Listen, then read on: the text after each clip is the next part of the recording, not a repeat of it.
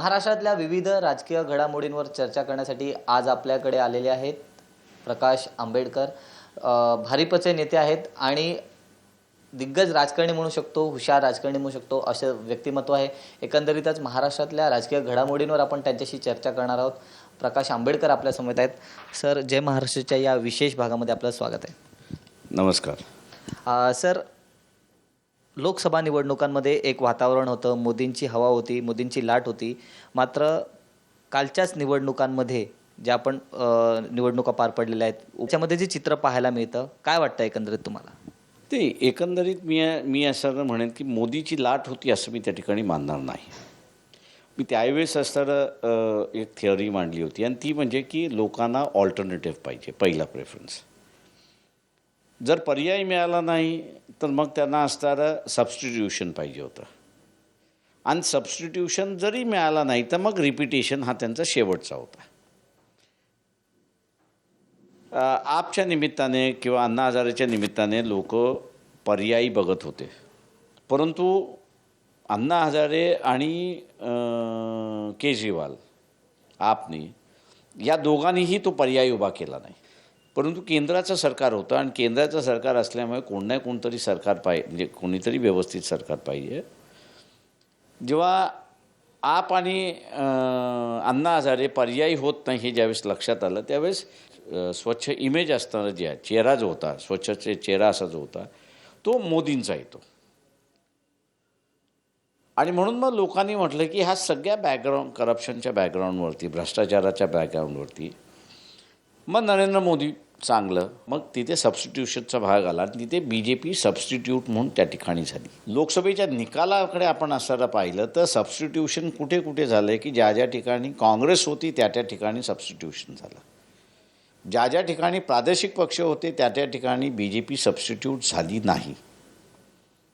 तो जो लोकसभेचा निकाल होता तो लोकसभेचा निकाल याही बरोबर लागला अशी असणारी परिस्थिती आहे. जिथे जिथे काँग्रेस आणि BJP सरळ सरळ लढाई झाली, म्हणजे सरळ सरळ सामना झाला, त्याच्यामध्ये BJP आपल्याला असं पुढे दिसते.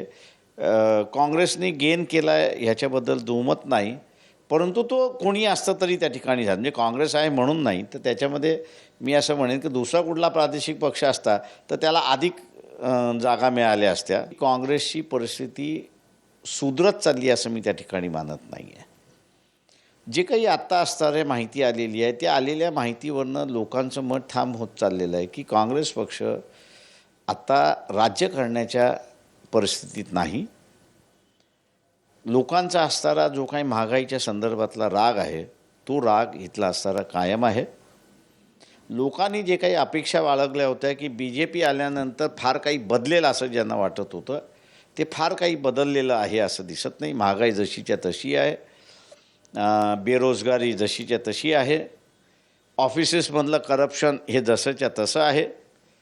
त्याच्यामुळे बदल काहीच झालेला नाही त्या सगळ्याच्यामध्ये. आणि मोदी असं काही बदल देऊ शकतात असाही सुतोवाच त्या ठिकाणी दिसत नाही.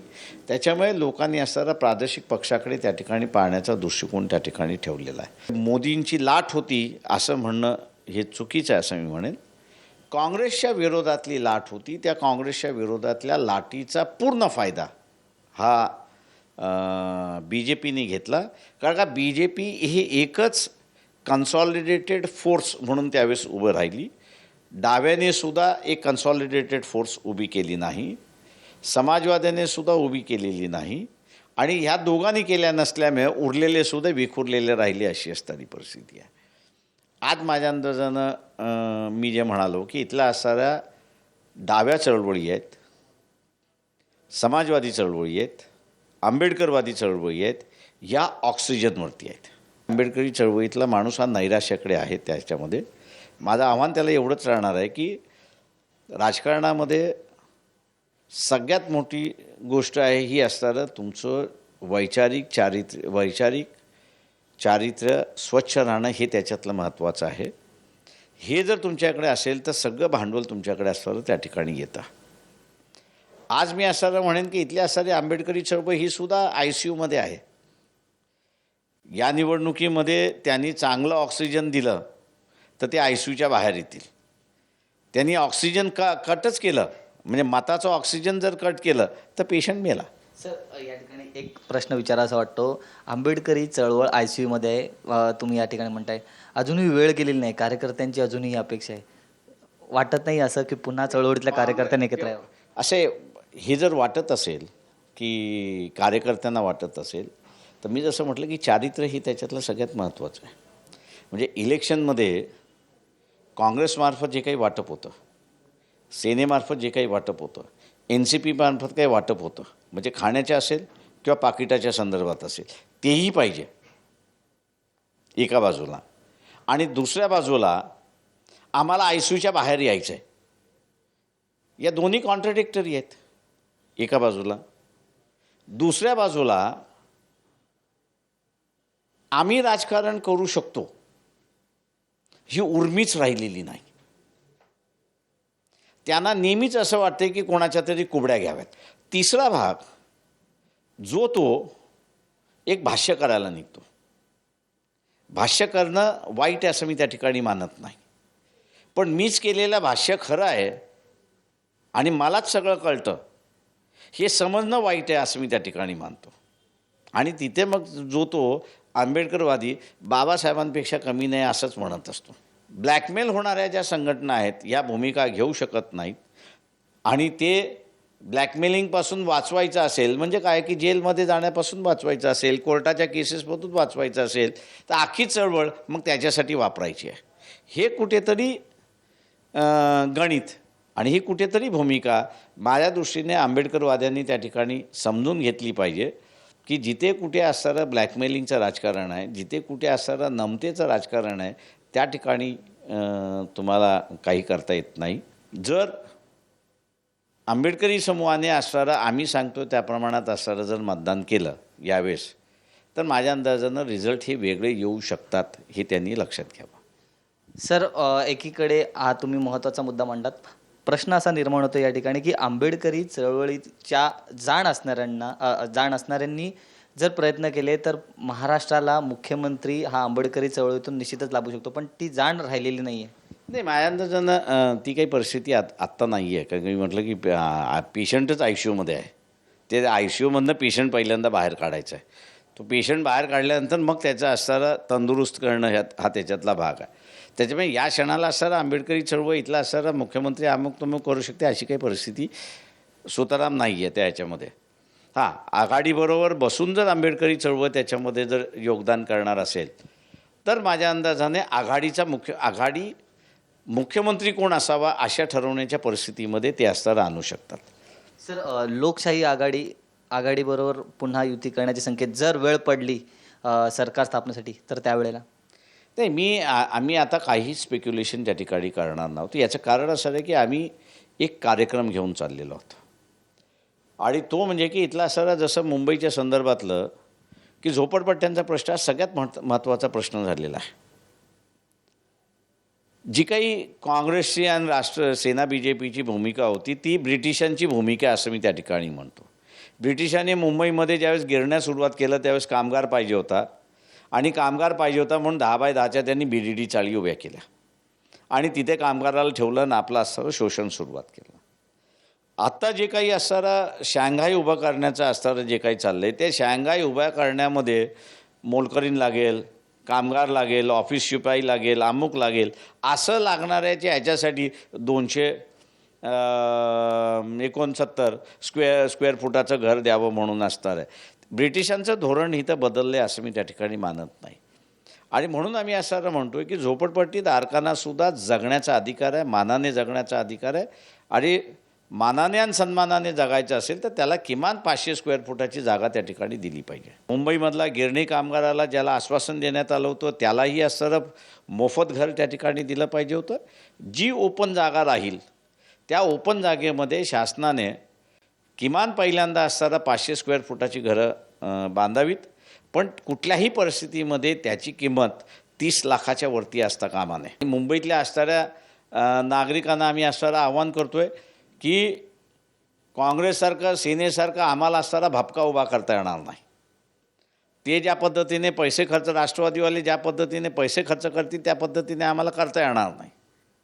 मनात आणलं तर आम्ही ते करू शकतो, पण ते करायचं असेल तर आम्हाला सगळ्या बिल्डरांकडे जावं लागेल निधी जमा करण्यासाठी. आणि बिल्डरांकडे आम्ही असताना निधी करायला गेलो तर ते पहिल्यांदा म्हणतील हे 500 स्क्वेअर फुटाचं घर जे आहे ही संकल्पना सोड, 269ची मान्य कर, पाहिजे तेवढा पैसा घेऊन जा. आज औषधं ही महागडी झालेली आहेत, लोकांच्या परवडणारी न झालेली आहेत. ही कमी करू शकतो का? तर आम्ही म्हणतो निश्चितपणे या ठिकाणी कमी करू शकतो. कारण का महाराष्ट्र शासन मग हेल्थ डिपार्टमेंट आणि वेगवेगळी खाती जी आहेत ही 12,000 कोटीची असणारी औषधं त्या ठिकाणी दर वर्षाला विकत घेतात. आता ही 12,000 कोटीचा तुम्ही असणारा व्यापार जर इथल्या फार्मास्युटिकल कंपनीजना देणार असाल तर त्याला प्रॉफिट किती द्यायचं हेही तुम्ही ठरवू शकता. शासनाने फक्त त्याचं मॅन्युफॅक्चरिंग कॉस्ट किती आहे आणि त्याच्यावरती 50% हे जर दिलं तर आज एन्जिओप्लास्टी एन्जिओग्राफीचा असणारा जे 2.5 लाख 3 लाख 1.5 लाख जो खर्च येतो आहे तो सगळा खर्च असणारा 75-60 हजारामध्ये 70 हजारामध्ये मॅक्झिमम 1 लाखामध्ये होऊ शकतो. अशी असणारी परिस्थिती आहे. का ती स्टेन जो वापरला जातो त्याची मॅन्युफॅक्चरिंग कॉस्ट 20 हजार आहे. आम्ही लोकांना एवढंच म्हणतो आहे की तुम्ही एक संधी द्या. आम्ही 30 वर्ष या राजकारणामध्ये आहोत. म्हणजे महाराष्ट्र लोकशाही आघाडीतले जे घटक पक्ष आहेत ते सगळेजण 30-30 वर्ष चळवळीमध्ये आहेत. कोण कामगार चळवळीमध्ये आहेत, कोण असंघटित कामगार चळवळीमध्ये आहे, कोणी दलितांमध्ये आहेत, कोणी आदिवासींमध्ये आहेत, कोणी हक्काच्या प्रश्नांवरती आहे, कष्टकऱ्यांच्या प्रश्नावरती आहेत. आज कुठल्याही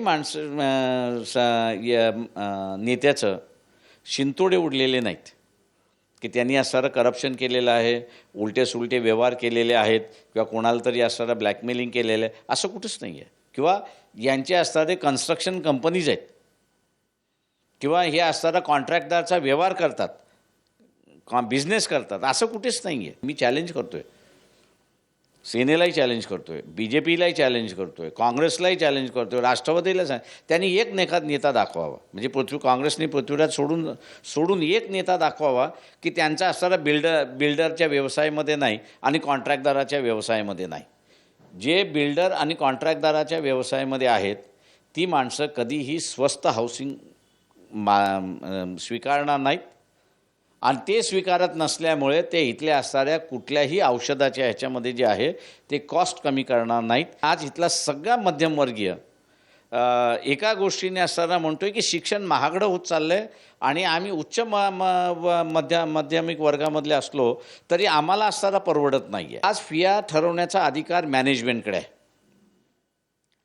आम्ही असताना म्हणतोय की कायद्याने हा अधिकार मॅनेजमेंटकडून काढून घेऊन तो त्या शाळेमधला पालक शिक्षक वर्ग जो आहे त्या पालक शिक्षक वर्गाकडे ह्या फिया ठरवण्याचा अधिकार कायदेशीर आम्ही असताना देतो. आणि मग किती फिया असल्या पाहिजेत याचा ठरवण्याचा अधिकार आल्यानंतर मग हे जे महागडं शिक्षण होत चाललेलं आहे ते आपल्याला असताना आवाक्यामध्ये त्या ठिकाणी येता येईल आणि एफोर्डेबल एज्युकेशनकडे आपण असताना त्या ठिकाणी जाता येईल.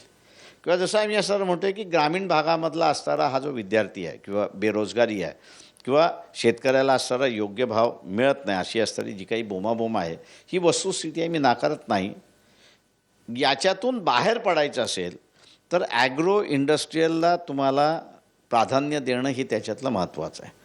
जी गावं 5,000ची आहेत लोकसंख्येची आहेत याला लागून असणारा जर आपण ॲग्रो इंडस्ट्रीयल ग्रोथ सेंटर्स उभी केली तर शेतकऱ्याला पर्यायी त्या ठिकाणी बाजारपेठ उपलब्ध होते. जो माल वाया चाललेला आहे तो वाया चालण्यापेक्षा तिथेच प्रोसेसिंग होईल आणि त्याच्यावरती प्रक्रिया होईल, ते स्टोरेज असताना करता येईल. आणि तिसऱ्या बाजूला ग्रामीण भागामधला हा जो उद्योजक पुढे येत नाही तो उद्योजक पुढे आला पाहिजे. म्हणून इंडस्ट्री कोणाला उभी करायला देऊ तर त्या त्या सेक्टरमध्ये येणारा जो आहे त्यालाच. आणि चौथा बेनिफिट असं मी मानतो आहे त्याच्यामधला की रोजंदारी जी नाही ग्रामीण भागामध्ये ज्या जोरड आहे ती माझ्या अंदाजानं रोजंदारी असणारं आपल्याला त्या ठिकाणी देता येते या सगळ्या ह्याच्यामध्ये. तर आपले अत्यंत महत्त्वाचे जाहीरनाम्यामधले मुद्दे प्रकाश आंबेडकर यांनी सांगितलेले आहेत. चर्चा आपण आणखीन पुढे चालू ठेवणार आहोत. सध्या वेळ झाली एका छोट्याशा ब्रेकची. तुम्ही पाहत राहा जय महाराष्ट्र.